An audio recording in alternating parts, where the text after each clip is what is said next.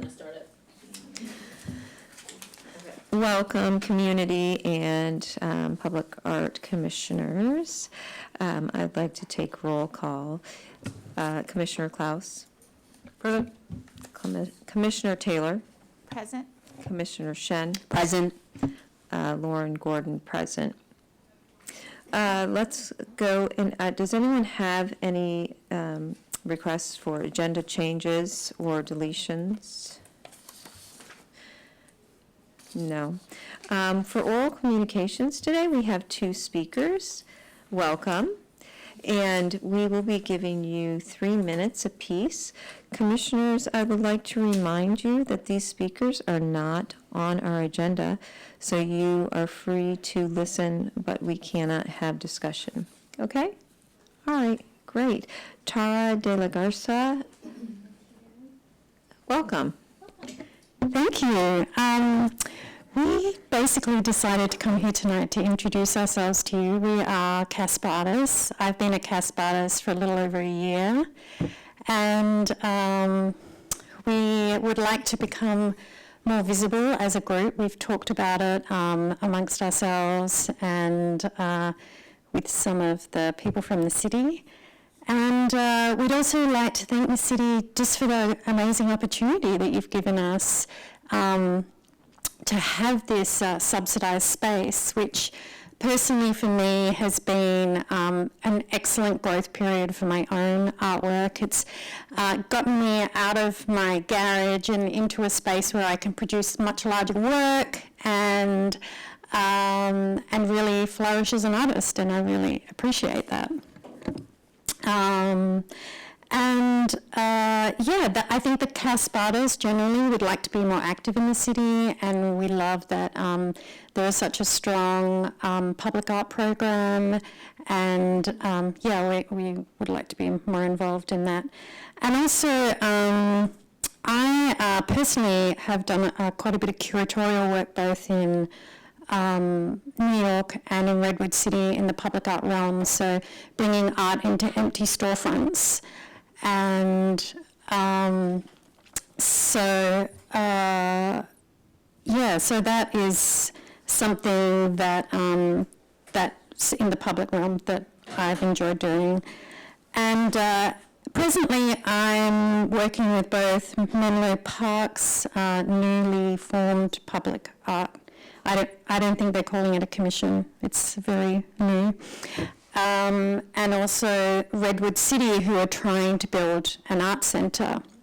And I thought it would also just be really interesting to, come and talk to a few different cities and start a dialogue between the arts organisations, because we're all pretty geographically close and aligned in our thinking, I imagine. And so they're talking about building an art centre, and you guys have an art centre, and whether these things can align with each other, and not reinvent the wheel, and just to start opening a discussion about that. And last week we also went to Montalvo, a few of the artists from Cabaret, and it was really wonderful to see what a rigorous residency program they have, and to also meet their curators and begin a discussion with them. So it's the start of hopefully more discussions. Thank you. Thank you very much. Elizabeth Bennett, welcome. Hi, thank you. I just wanted to introduce myself. I'm one of the CASP artists, and again, we thank you for providing a space for us. And we also would love for you to visit and see what we're working on as individuals and as a group. And unfortunately, we didn't invite you soon enough to our open studios to get you to actually come, but I'm sure you could just stop by or email us, and we'd be happy to let you walk through, because I think there's a lot of exciting things going on with us. The other thing is, I want you to feel free to use this as a resource for anything you might need. Just shoot some of us an email and say, oh, we would like I don't know, you to help, I don't know, lift something. I can cook, I don't know. So I don't know what you guys need. So that's part of the reason why we're here, is to find out what the commission does need from us, if possible, and just make ourselves available. Thank you. Thank you very much. I know a few of the commissioners have had the pleasure in the past of visiting your open studios, so that's always a fun event.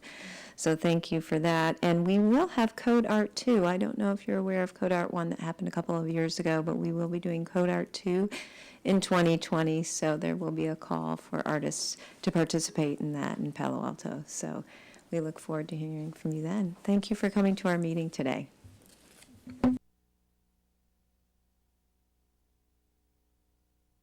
Let's move on to approve the minutes from our meeting in September. It was September 19th. Did everyone get a chance to read them? Are there any comments or edits you'd like to make on those minutes?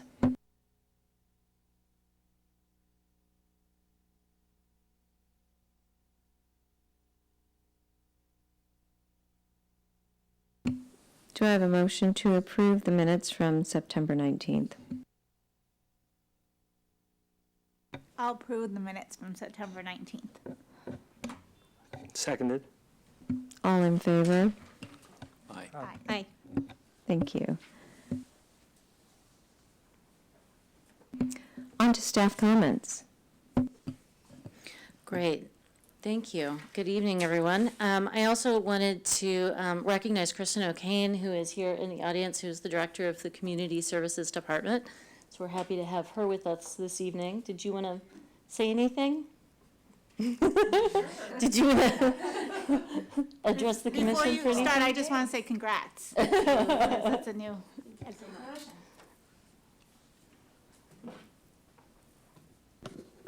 I'm Kristen O'Kane, Community Services. Thank you, Elise, for that introduction. And I know I've met most of you, not all of you, I don't think, but I'm just really happy to be here and to get to know that the work you do a little bit more. I've been working with Elise the past few months just to get caught up to speed on some of your roles and responsibilities. And, you know, I think the work that you do is really important for the city and really supports our public art program. So thank you for all the work that you do. And I look forward to getting to know you a little bit better.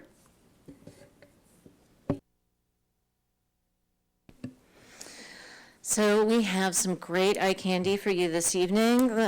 California Avenue Garage artwork was completed this week. We started the week previous. So here are a couple of images of Allison Kunaut's work. And then the next artist, this is by Ori Original.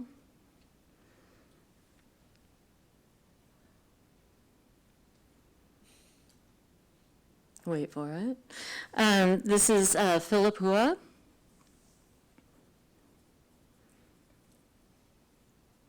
There's a detail. And then this is Samuel Price, which has been getting a lot of traction on social media, and I can't imagine why. So those are the 4 artworks that were installed. The feedback so far has been tremendously positive. People are really excited about it. So we'll see how they wear. As we mentioned before, this is an experiment to see how this works for us at a construction site, but so far people are pretty pleased. Can I ask a question? Oh, sorry. You can go first and then I'll. Oh, is that your dog, first of all, Elise? Don't you have a boxer? I used to have Oh, a you used to boxer. have- No, it's not my dog. That's not my real question. My question is, I just knew you had a boxer, so I was like, my question is, was the transition from us choosing the artist to them coming up with their final image, was it a pretty smooth transition? That do you think in the future you would, not just the final of how long the panels will be lasting and how they'll look, but in terms of the process, was it a fairly easy, or did you feel like you had to go back and forth with some artists and just for feedback for future? Well, every project's different, but I find by and large the artists are very receptive to the feedback from from the committee, and that was very much the case here as well. They look amazing. I love it. It's a great job. Great execution. Looks fantastic. Are they vinyl, and what's the anticipated lifespan? They are vinyl. They're anticipated to last approximately 1 year, the time of the construction. But this is an experiment, so we'll just have to see how they do. Do I think, I'm remembering that the production cost of the vinyl was expensive, like the artist, for the artist. I love these, and I'm thinking back of our neglected, I'm always one to repurpose, our very neglected and hideous underpasses. And wondering if any of those, if you guys contemplated that. If not, not a big deal. But can any of these possibly be, I don't think they would reuse, but if we wanted to print again, I'm assuming it's a material cost and the attachment, all the things would be complex to repurpose so many of these. It's definitely something we could explore, probably not for these artworks, because they were created specifically for California Avenue, and we don't have the rights to reproduce them elsewhere. We could explore using If vinyl, the but artists were interested in it, okay, Right. okay, cool, great, excellent execution. I do have, though, a quick question, since you brought that up. So the banners that they used, we took down the artwork of the banners, right? The California native, not native plant, or is that still, what was the decision on that? well, it was deaccessioned. They're still in existence. We're Okay. awaiting, the California Avenue Business Group has been contacted that they can replace those banners. Okay, because I was gonna say, this could be an interesting potential. But I know the company was thought about taking some of the vinyl maybe later and turning it into bags. But I was just gonna say, I know it's Comments. a lot of pieces, but I was just gonna say that that's another potential, is turning them into banners. So the next item we have is pavilion. Hopefully you had a chance to see it up front. A temporary installation. There is an Instagram contest based on Cash Me If You Can. Take a photo that addresses time, optical illusion, geometry, or all of the above. Tag your photo with hashtag Cash Me If You Can and CPA Public Art. When does that contest? It's on now. Okay.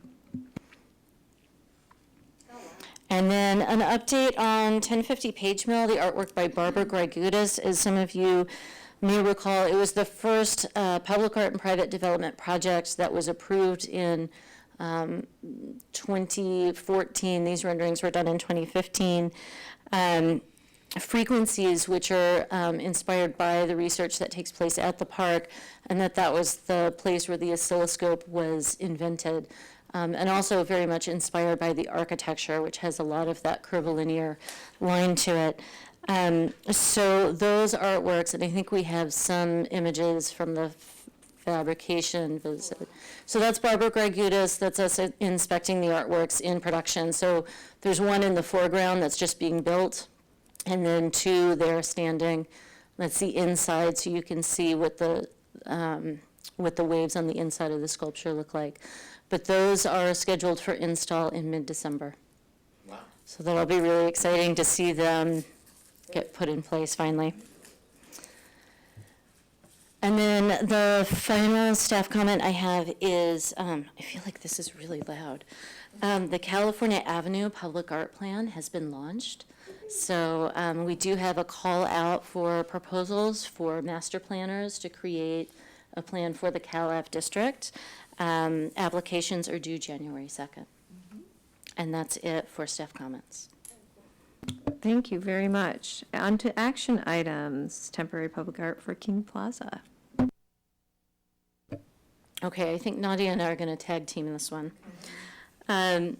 So just to give a quick history of the temporary public art for King Plaza, how it was selected, and how we came to Plaza's project here. There was a selection panel comprised of Commissioner Klaus, Public Works Engineer Valerie Tam, and myself, who ranked the artists who were part of the pre-qualified pool who submitted for temporary art who were appropriate for King Plaza. Nadia Chuprino ran that panel. And the rankings came out, number 1 was Freeland Buck, who is now currently on the plaza. Number 2 is Adam Marcus, and he's under contract and he's working on his project. And number 3 was Paz de la Calzada. At the time that the artisan budgets were approved by the Public Art Commission to move forward with design development, there was some discussion among the commission about funding levels for shorter-term installations such as Paz's, because hers is estimated to be approximately 3 months. The Public Art Commission approved the funding for a design contract only for Paz, requesting that staff return with an update regarding the testing of the materials and more information regarding the final design concept. In the meantime, the synthetic turf at Cubberley was taken out, so we were able to harvest and clean that material. It's currently in storage. Additionally, staff conducted more research into the funding amounts and duration of temporary installations, and that was shared with the commission both at the retreat, and hopefully you had a chance to review it. The link, I believe, was sent out with the agenda. And here's some images from the harvest, and that's Paz there. She came out and rolled up her sleeves with us. And that previous image, you can go back to that one because that one's gold. So that's our partners in Parks and Open Space who came to the rescue with some heavy equipment, and that is one of our hardworking interns, Mercer, helping us clean the material out of the synthetic turf. Mercer is also the one who put together the research and the information that was reviewed regarding temporary public art.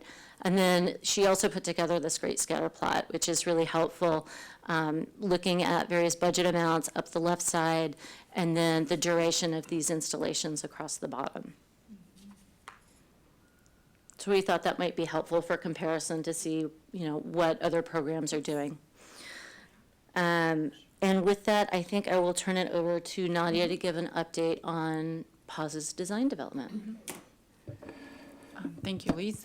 So given that the material was available to us and we secured funding for the prototyping phase, we got Paz under the contract and we're working pretty closely with our colleagues in Public Works to work out all the technicalities to ensure public safety with this given installation and ensure that all the requirements are met. So the design that was developed as a result of this work is presented here. So the title for this temporary installation is Bucolic Labyrinth. And I have the artist statement here to introduce her idea behind the installation. So this temporary installation reveals the idea of the labyrinth as a traditional tool for meditation, healing, and transformation, and invites the public to directly participate as co-creators. Using mass-produced artificial grass recycled from the Cubberley soccer field, this interactive installation questions the uses of synthetic grass as a substitute for real and sustainable local grasses, highlighting the powerful capacity of art to transform discarded waste into spiritual, eco-friendly creation. So during our prototyping process, like I said, we worked with Public Works Paz created several models and came up with the model that would be not only aesthetically pleasing, but also securely, placed on the active public plaza. So I have another image here, which is rendering from another angle. So the cutouts that you see on this rendering might be slightly deceiving. They will be in contrasting color, potentially white, to kind of reference sort of how this material was used previously. It's like to play soccer on. And this is just a mock-up that shows sort of the size and dimension of the installation in relation to the overall site. So today we are bringing this design to your review and request that you approve the design and approve the allocation of funds in the amount of $15,000 for the fabrication and delivery of this artwork. The other thing that I should mention, that the anticipated timeline for the installation of this project is this coming summer, between May and early days of September 2020. So exactly. Once the pavilion is deassembled and returned to the artist, we're anticipating to place this installation. And the reason why we chose summer months is that during our prototyping process, we determined that it adheres to the plaza best during dry months, of course, yes. Thank you. Will there be an installation cost in addition to this, or is this included in the installation item? The funding, 15,000 includes everything, including 10% contingency for the project. Any comments? Yeah, if I remember correctly, in the initial discussion, there had been some questions about, about how adhesiveness, but then also about how raised it would be with regards to sort of accessibility and just pedestrian traffic, I assume. As with all of our installations, we work very closely with Public Works and the Buildings Department to make sure that everything is ADA compliant and safe for the public. People walk on it? You're invited to walk on it. I like the title of the piece, and it's great that we could repurpose something from one of our fields. So thanks for doing all the work. Anyone else have comments about this? How does it adhere? Is it adhesive glue, or how does the? There are a couple different things. So there are pockets sewn with weights at key places. So the Public Works worked with us to see how it needed to be weighted. And then there are places where there is an adhesive tape, which can be easily removable because we don't want to leave anything permanent on the plaza. Looks great. How was it? Except the Public Works, they're happy, or it's like on the margin, or it's like no, this is not gonna be a big deal. They signed off. They signed off on it. Okay. We work together on, as I was saying, on all of our projects to make sure that they're safe. So we're very used to collaborating and identifying what the hot topics might be before we even go to them.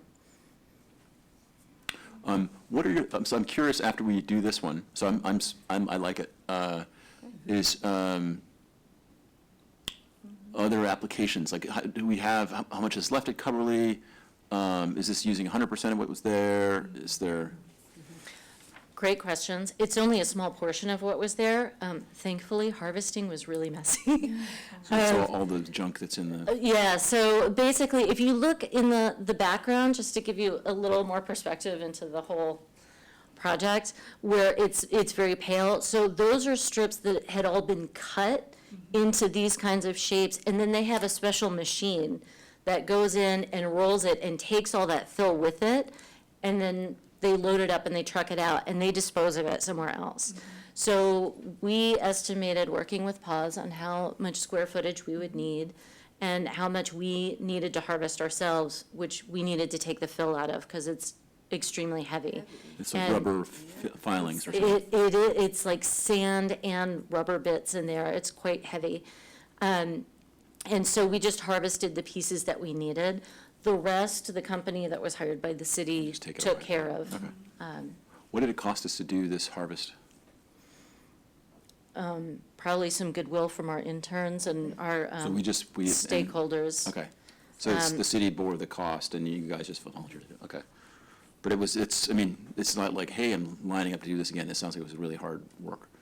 Well, it was hard work, and there's only so often that these synthetic turf fields get turned over. So it was an opportunity to harvest the material and have it on hand.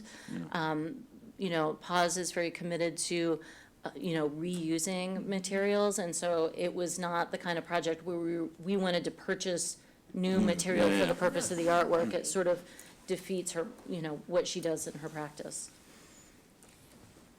if I may add, like both the contractor and our colleagues in Parks and Rec were very intrigued initially by the idea of repurposing the old turf. We were all surprised what, about the good condition the material was in, and once it was power washed and dried, it actually it got it green, sort of vibrant color back to it, and I think that some of the material strips were put aside for other future creative projects by like our colleagues. So we'll see. Maybe pods too. Can I have a motion for the funds in the amount of $15,000? So moved. A second. All in favor? Aye. Hi. You're Abstain. okay.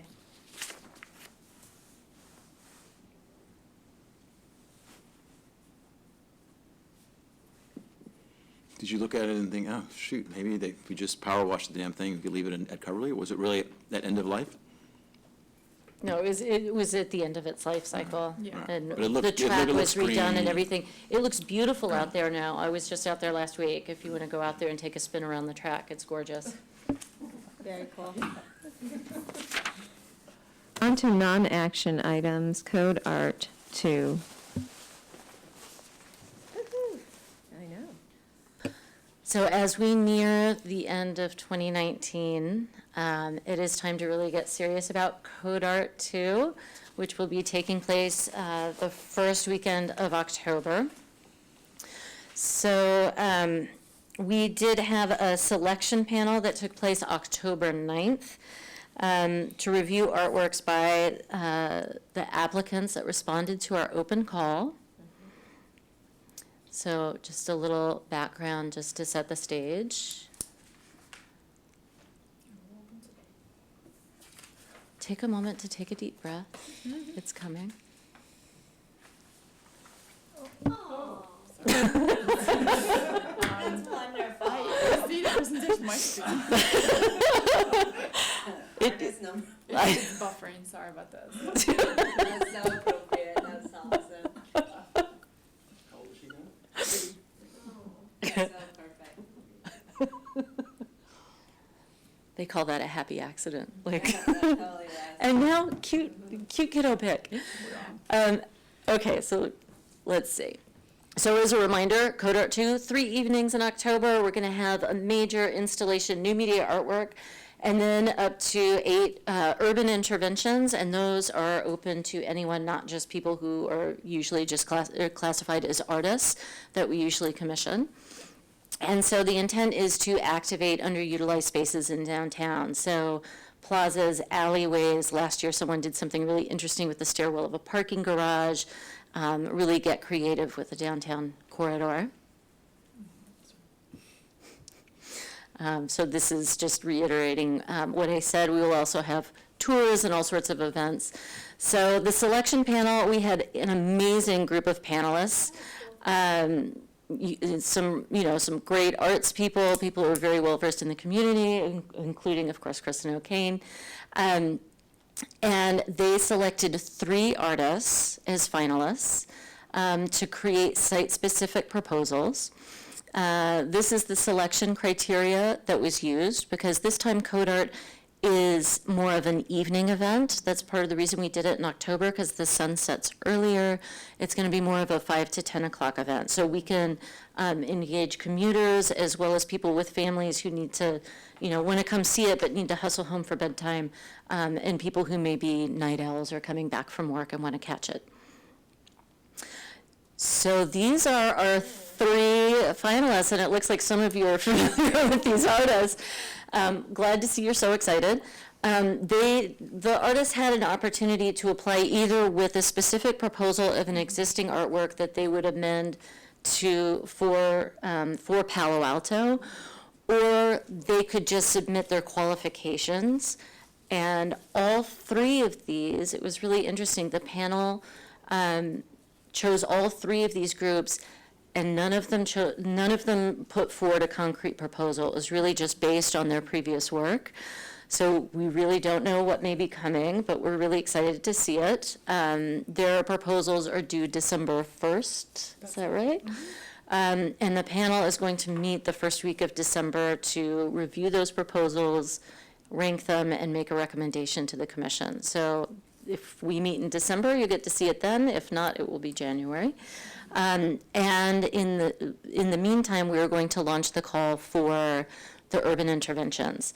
So that is something we really will need help from the commission to help get the word out. We want creatives, we want the geeks, we want, people who are passionate about Palo Alto, who love certain spaces, who can activate space through sound, light, projection. I mean, we're open to anything. So get creative. And as soon as that call is live, we will definitely pass it on. I think that's it. Are there any questions? I know in our meeting in September, we talked about funding sources. Do we want to address that at a different time? Fundraising for the October Code Art 2, or? I think that is something that we're definitely going to be leaning on the commissioners to help us with. I think until we have some sort of eye candy and more idea about some of what's going to happen, it's hard to go forward with that. So I think perhaps that would come up at the next meeting once we've identified the anchor artwork. Thank you, this is exciting. Do we have any announcements?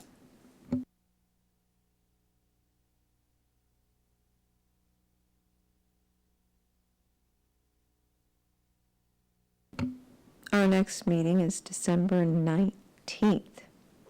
So I guess that's a question I would pose to the commission as to who might be available the 19th. Does it make sense to have a meeting? Sometimes the commission has opted instead to have more of a social gathering, a holiday celebration. So I don't know if it makes sense to send that out as an email since not everyone's here.